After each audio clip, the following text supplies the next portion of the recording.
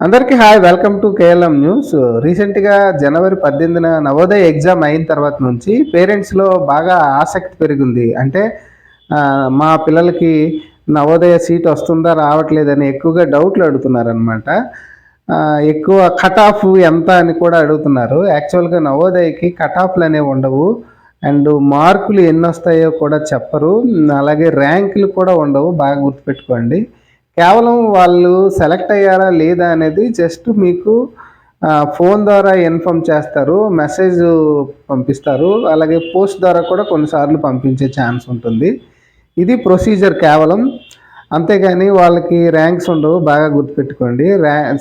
అలాగే cut off కూడా ఉండదు. అయితే మరి ఎలా చేస్తారనే దాని మీద కూడా ఎక్కువ మంది డౌట్లు అడుగుతున్నారు. దానికి ఏంటంటే పాత ఉమ్మడి జిల్లాలని పరిగణలోకి తీసుకుంటారు. పాత ఉమ్మడి జిల్లాలకి పరిగణలోకి తీసుకొని ఒక జిల్లాకి ఒక నవోదయ చొప్పున ఒక నవోదయకి 80 సీట్లు ఉంటాయి. ఆ 80 సీట్లలో 60 సీట్లు రూరల్కి పోతాయి అన్నమాట. 75%.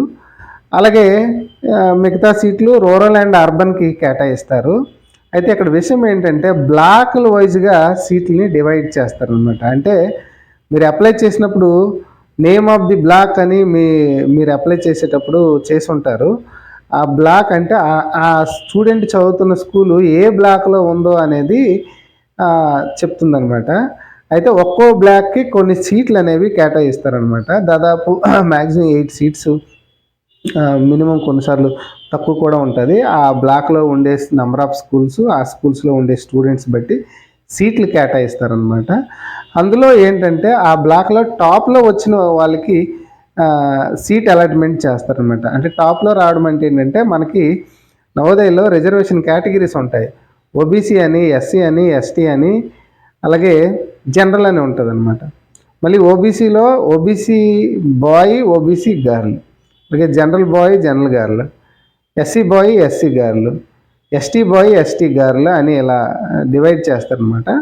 ఆ బ్లాక్లో ఫర్ ఎగ్జాంపుల్ ఓబీసీ బాయ్స్లో టాప్ వచ్చిన వాళ్ళకి సీట్ అనేది అలాట్మెంట్ అవుతుంది.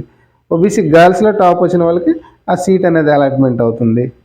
ఇందులో కూడాను గర్ల్స్కి 1/3 పార్ట్ రిజర్వ్ చేస్తారనమాట.